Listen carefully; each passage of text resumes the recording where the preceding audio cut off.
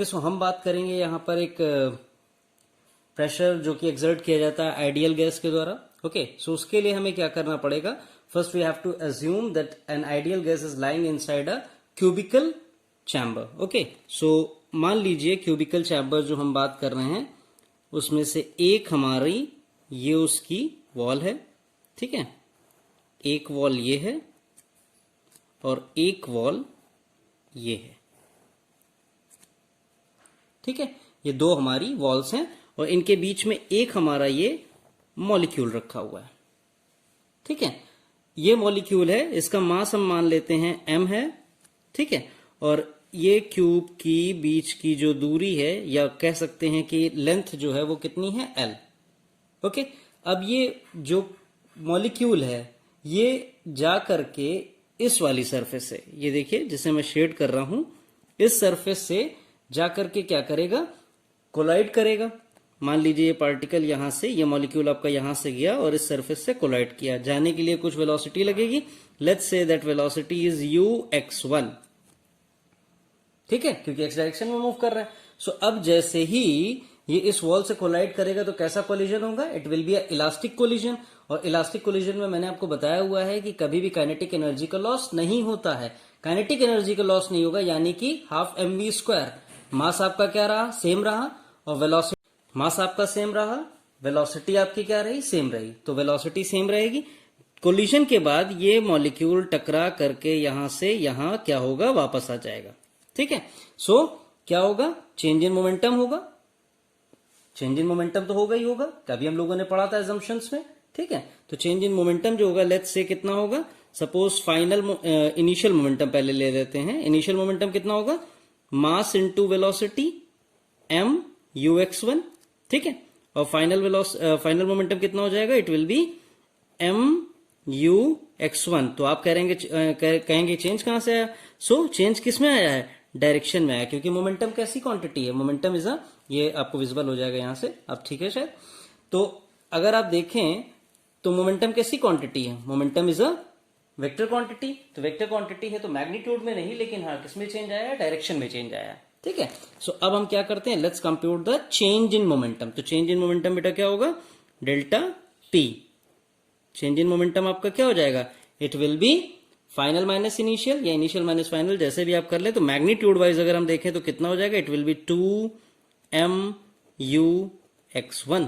ये आपका क्या हो गया? ये आपका चेंज इन मोमेंटम आ गया, ठीक है। अब देखिए एक कोलिजन के बीच में टाइम कितना लगता है, ये तो आपका चेंज इन मोमेंटम है। अब हम एक कोलिजन के बीच का टाइम कैलकुलेट कर लेते हैं। देखिए पार्टिकल, ये मॉलिक्यूल यहां पर जब स्ट्राइक कर देगा, यहां पे स्ट्राइक करने के बाद, इस वॉल को हिट करने के बाद ये क्या होगा? इस तरफ जाएगा, इधर की वॉल को हिट करेगा और इधर की वॉल को हिट करने के बाद वापस इधर आएगा। तो इसके प्रोसेस के बीच में जो टाइम लगता है उसे हम कहते हैं time for the one collision, ठीक है। तो टाइम फॉर वन कोलिजन अगर हम बेटा इवेलुएट करें तो t कितना हो जाएगा? It will B distance upon velocity. तो डिस्टेंस कितना होगा? एक बार इधर से इधर जाने पे l और एक बार इधर से इधर आने पे l, तो l plus l it will B 2l। So distance कितना हुआ? It will B 2l। और साथ में वेलोसिटी कितनी थी? पार्टिकल की वेलोसिटी तो उतनी ही है, इट इज ux1, ठीक है। तो ये आपकी हो गई पार्टिकल की वेलोसिटी। टाइम आपका ये हो गया, ठीक है। अब हम क्या निकालेंगे? अब हम निकालेंगे फोर्स, ठीक है, कि इस मॉलिक्यूल पे कितना फोर्स एक्सर्टेड हुआ। और न्यूटन की सेकंड इक्वेशन आप देखें तो फोर्स क्या है? It is rate change of momentum. तो रेट चेंज ऑफ मोमेंटम अगर हम करें तो force F will be equal to how much? It will be rate change of momentum. Rate change का मतलब रेट है, तो रेट का मतलब डिनोमिनेटर में टाइम आ गया। रेट चेंज ऑफ मोमेंटम, तो चेंज इन मोमेंटम हमने निकाला ही हुआ था। आप वैल्यू सब्स्टिट्यूट कर दीजिए। So you will have 2m(u)(x1) divided by 2l upon u(x1). u(x1) आपका क्या होगा? ऊपर पहुंच जाएगा और यहां पे आपको सॉल्व करने पे क्या मिलेगा? यू विल गेट 2 से 2 क्योंकि कैंसिल हो जाएगा। You will have m(u)(x1) square upon l। ये क्या आ गया है? ये आपका फोर्स है।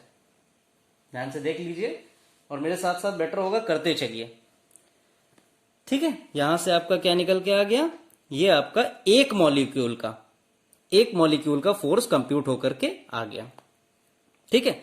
चलिए अगर एक मॉलिक्यूल का फोर्स हम बात कर रहे हो, यहां पे मैंने ux1 लिखा है। ux1 का मतलब पहले पार्टिकल के टर्म में बात किया। अगर मैं पोजीशन वेक्टर ले लूं इस पार्टिकल का, ठीक है, अगर मैं पोजीशन वेक्टर के टर्म में बात करूं तो जो वेलोसिटी का पोजीशन वेक्टर होगा वो u कितना होगा?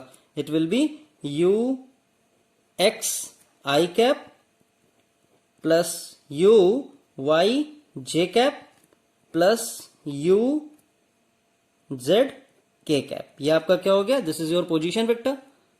ठीक है, ये आपका क्या है? पोजीशन वेक्टर है। पोजीशन वेक्टर आपका है, तो मैंने आपको बताया था कि तीनों डायरेक्शन में जाने की प्रोबेबिलिटी सेम है, 1/3 1/3 1/3, तीनों की प्रोबेबिलिटी सेम है। तो मैग्नीट्यूड तीनों का क्या हो जाएगा? It will be equal. तो यहां से अगर हम कंप्यूट करें तो अवर u जो वेलोसिटी कंपोनेंट है वो कितना हो जाएगा? मैग्नीट्यूड अगर हम निकालें तो u स्क्वायर विल बी कितना? पहले का इसका x का स्क्वायर, y का स्क्वायर, z का स्क्वायर, लेकिन तीनों की वैल्यू क्योंकि सेम है तो it will B how much? It will B 3u(x square).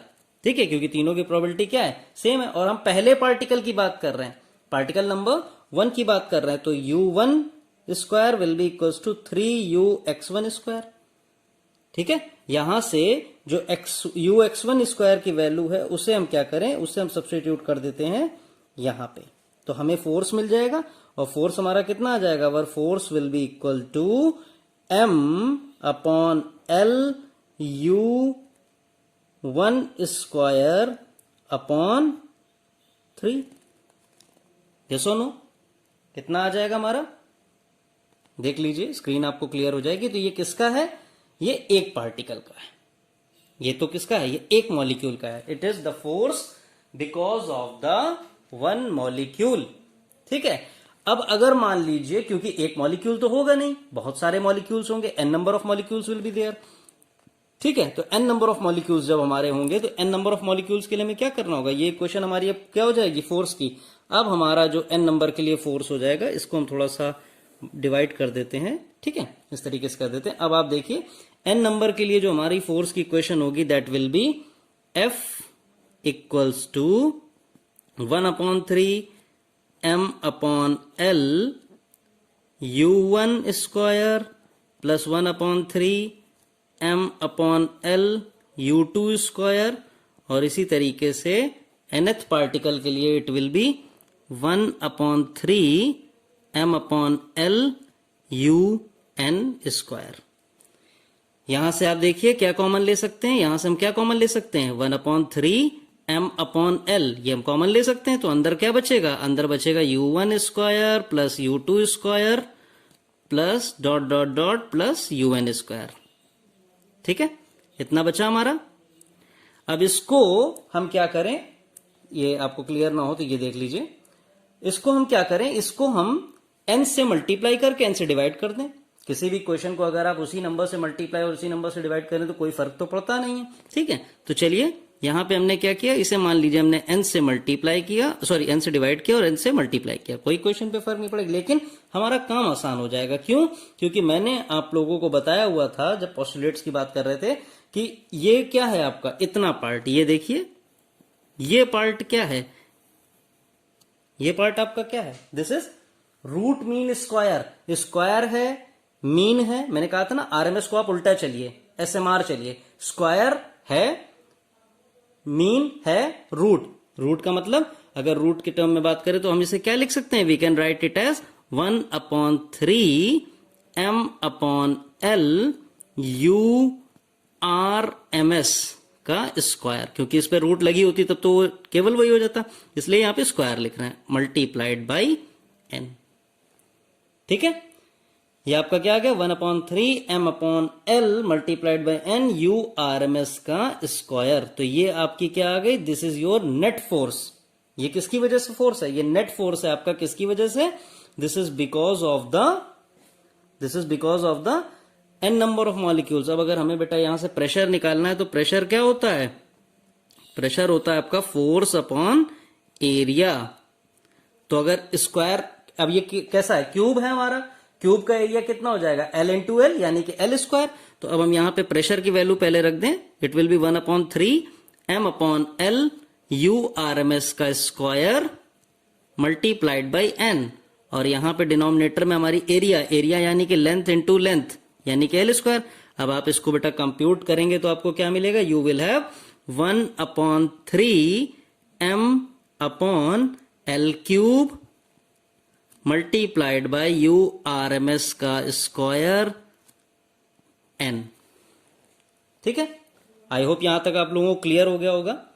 ठीक है, अब यहां पे देखिए L³ क्या है, L³ is the volume of the cube. ठीक है, तो इसे हम क्या कर सकते हैं, we can write it as 1/3m/URMS square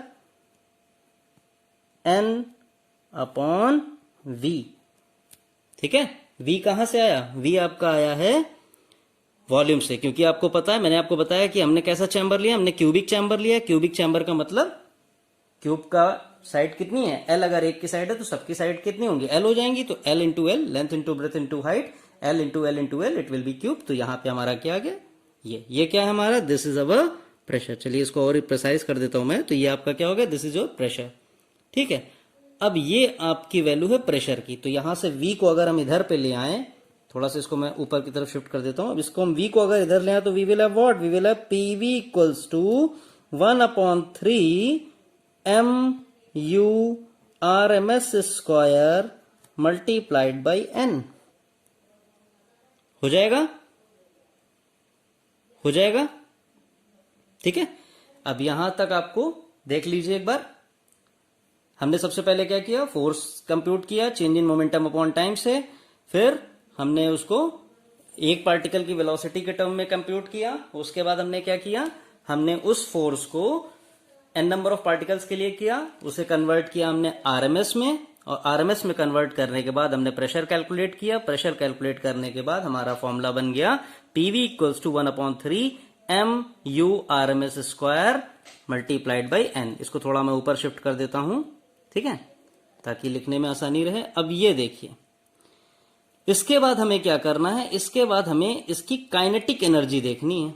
तो काइनेटिक एनर्जी बेटा क्या होती है, it is half mv square. Generally आप कैसे करते हैं, it is half mv square. तो अगर एक पार्टिकल की मैं काइनेटिक एनर्जी इवेलुएट करूं तो ke kinetic energy will be how much, that will be half mu1 square. किसकी बात कर रहा हूं, एक पार्टिकल की बात कर रहा हूं। अगर n पार्टिकल्स की बात करूं तो यही इक्वेशन क्या हो जाएगी, n पार्टिकल्स के लिए यही इक्वेशन मॉडिफाई होके क्या हो जाएगी, half mu1 square plus half, same gas है, सारे मॉलिक्यूल सेम होंगे, आइडेंटिकल, तो mu2 square plus dot dot dot plus half mun square. यहां से आप क्या करिए, ये देखिए, यहां से आप क्या करिए, हाफ और m को कॉमन ले लीजिए, ब्रैकेट में क्या बचा, u1 square plus u2 square plus dot dot dot plus un square. ये आपकी वेलोसिटीज का सम बचा। अगेन यहां से आपको फिर से एक आइडिया मिल रहा होगा, क्या करेंगे, n से डिवाइड कर दीजिए और n से मल्टीप्लाई कर दीजिए। अगेन ये आपका क्या बन गया, this will be your RMS value बन गई। तो ये कितना हो जाएगा, this will be half MURMS square multiplied by n। यानी कि ये काइनेटिक एनर्जी किसकी हो गई, n नंबर ऑफ मॉलिक्यूल्स की। तो इसे चलिए मैं लिख देता हूं ke for n number of molecules. ठीक है, ये देखिए विजिबल होगा आपको। ठीक है, ये क्लियर हुआ। ठीक है, ये काइनेटिक एनर्जी आपकी हो गई n नंबर ऑफ मॉलिक्यूल्स के लिए। तो लास्ट तक आपने देखा कि हमने काइनेटिक एनर्जी n मॉलिक्यूल्स की निकाल ली थी। अब हम क्या करेंगे, काइनेटिक गैस इक्वेशन आपकी क्या होती, PV इक्वल्स टू nRT होती थी। ठीक है, हमने अभी जो इक्वेशन निकाली थी, पहली इक्वेशन हमारी कौन सी थी, अभी हमने काइनेटिक एनर्जी क्या इक्वेशन निकाली, हमने कंप्यूट किया काइनेटिक एनर्जी n मॉलिक्यूल्स का कितना है, 1/2MURMS square multiplied by n। ठीक है, और हमारा एक इक्वेशन और क्या थी, जो पहली वाली थी, PV equals to 1/3MNURMS square. ठीक है, अब हम इनको डिवाइड कर दें अगर, तो ke अपॉन PV निकालिए। ke अपॉन PV अगर आप करेंगे तो आपको क्या मिलेगा, इसको आप खुद करिए। ke आपके सामने लिखी कौन सी, ये वाली इक्वेशन, PV आपके सामने लिखी ये इक्वेशन। इसको सॉल्व करिए, देखिए क्या आपको 3/2 मिल रहा है। देखिए कि आपको 3/2 मिल रहा है, यानी कि K E will be equals to how much, यानी कि यहां से क्या हो गया, K E will be equals to 3/2 of PV. देखिए क्या मिल रहा है आपको। ठीक है, अब हम बात करते हैं 1 मोल गैस के लिए, 1 मोल आइडियल गैस के लिए। इसको हम और लिख देते हैं, for 1 mole of ideal gas. 1 mole ideal gas के लिए अगर हम बात करें तो हमारे पास इक्वेशन क्या होती है, पीवी इक्वल्स टू आरटी। इसको सब्स्टिट्यूट कर दीजिए, इसको अगर हम सब्स्टिट्यूट करेंगे तो हमें क्या मिलेगा, इसको आप सब्स्टिट्यूट कर दीजिए। कहां पर सब्स्टिट्यूट करेंगे, इसको आप यहां सब्स्टिट्यूट करिए, तो आपको क्या मिलेगा, you will have K E will be equals to 3/2 RT. ये एक और इंपॉर्टेंट कंक्लूजन आपको मिल गया यहां से। ठीक है, ये एक और आपको इंपॉर्टेंट कंक्लूजन यहां से मिल गया। किसके लिए है, 1 मोल ऑफ आइडियल गैस के लिए। ठीक है, 1 मोल ऑफ आइडियल गैस के लिए। और 1 मोल में कितने पार्टिकल्स होते हैं, एवोगैड्रो नंबर पढ़ा है ना आपने। 1 मोल में कितने पार्टिकल, आपने एवोगैड्रो नंबर पढ़ा है, 6.023 इंटू 10⁻23 पार्टिकल्स। ठीक है, एवोगैड्रो पढ़ा आपने। ठीक है, तो यहां पे हमारी इक्वेशंस कितनी आ गई, एक इक्वेशन आपकी आई है काइनेटिक एनर्जी की, एक आपकी पीवी की, एक आपका रिलेशन ये है kinetic energy will be 3/2 of PV, और एक रिलेशन है kinetic energy will be 3/2 of RT. ठीक है, 1 मोल का था, ये तो आपका 1 मोल का है। अब अगर हमें n मोल के लिए कैलकुलेट करना है तो n मोल के लिए बेटा क्या करेंगे, काइनेटिक एनर्जी को हम मल्टीप्लाई कर देंगे नंबर ऑफ मोल n से, तो कितना हो जाएगा, K E will be n equals to n multiplied by 3/2 RT. अब यहां पे क्या होता है, कई लोगों को तो इनके मतलब ही नहीं पता होते हैं। तो के ई काइनेटिक एनर्जी है, आर आपका क्या है, गैस कांस्टेंट है, टी आपका एब्सोल्यूट टेम्परेचर है, गैस कांस्टेंट की वैल्यू इट विल बी 8.3145 पर मोल पर केल्विन, पर मोल केल्विन। ठीक है, ये तो काइनेटिक एनर्जी एंड पार्टिकल्स की हो गई। अब देखिए, अगर काइनेटिक एनर्जी हमें निकालनी है एक मॉलिक्यूल की, तो काइनेटिक एनर्जी, मैं यहां पे इसको थोड़ा सा अपवर्ड करके लिख देता हूं, kinetic energy of 1 molecule, kinetic energy of 1 molecule कितना हो जाएगा, it will be equals to 3/2 RT upon Na, where Na is what, where Na is what, Na is your, Na को क्या कहते हैं, Na आपका होता है एवोगैड्रो नंबर। अभी मैंने बताया ना आपको कि 1 मोल में कितने पार्टिकल्स होंगे, 6.023। ठीक है, एवोगैड्रो नंबर होंगे। ठीक है, उस पार्टिकल के उसको डिनोट करने के लिए हम एवोगैड्रो नंबर यूज करते हैं, तो वो आपका हो गया एवोगैड्रो नंबर। तो ये इक्वेशन आपकी बन के तैयार हुई है। अब यहां पर आप देखो बेटा कि क्या है आपका R/Na। ठीक है, R/Na को हम क्या कहते हैं, R/Na is known as Boltzmann constant, और इसे हम दिखाते हैं K से, so it will be 3/2 KT, where K is your Boltzmann constant. इसे मैं लिख देता हूं यहां पे, K is your Boltzmann, BOLTZMAN, Boltzmann constant. ये आपका बोल्ट्जमैन कांस्टेंट होता है। ठीक है, और इसकी वैल्यू कितनी होती है, इट इज 1.38 इंटू 10⁻⁻23 जूल पर केल्विन। ठीक है, तो ये काइनेटिक एनर्जी किसकी आ गई, 1 मॉलिक्यूल की। देखिए ध्यान रखिएगा कि कब आपको, ये मैं दिखा देता हूं, ये स्क्रीन पे नहीं विजिबल हो रहा था, अब विजिबल है आपको। ये ध्यान रखिएगा कि कब आपको 1 मोल के लिए आप इवेलुएट कर रहे हैं, कब आप 1 मॉलिक्यूल के लिए इवेलुएट कर रहे हैं। ठीक है, इसका थोड़ा सा आपको विशेष ध्यान रखना है।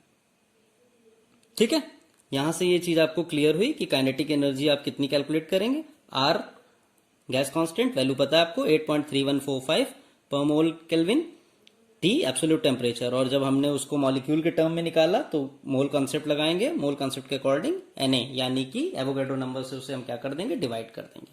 ठीक है, और R/Na यानी कि gas constant upon Avogadro number का जो रेशियो होता है, that is our Boltzmann constant, और बोल्ट्जमैन कांस्टेंट की वैल्यू आपकी स्क्रीन पर लिखी हुई है। ठीक है, अब इसमें सबसे इंपॉर्टेंट बात, इतनी डेरिवेशन हम लोगों ने की, इसमें सबसे इंपॉर्टेंट बात मैं आपको बता दूं। सबसे इंपॉर्टेंट बात क्या है इसमें, कि ये जितनी भी इक्वेशंस हैं ये सारी मोनो एटॉमिक गैसेस में यूज की जाती हैं। पॉलीएटॉमिक गैसेस में ये इक्वेशंस यूज नहीं होती हैं। हालांकि अभी भी नीट, जेई, एकेडमिक्स जहां भी आप देखें, हम वहां पे इन्हीं फॉर्मूलेज को कंप्यूट करके वैल्यूज को सॉल्व करते हैं, न्यूमेरिकल्स को सॉल्व करते हैं। लेकिन अगर एक्चुअलिटी की बात करें तो ये सारी की सारी इक्वेशंस केवल और केवल मोनो एटॉमिक गैसेस पे एप्लीकेबल हैं। पॉलीएटॉमिक के केसेस में ये सारी की सारी इक्वेशंस फेलियर हो जाती हैं। ठीक है, सो आप इसको कंप्लीटली देखिएगा, पूरी इसको एक बार करने की कोशिश करिएगा, और जहां अगर प्रॉब्लम हो आपको, you can leave your queries on the comment section so that we can rectify them. We can also come to know that what are your queries and we can entertain them as soon as possible. Thank you so much for watching the video. Have a wonderful time, all of you.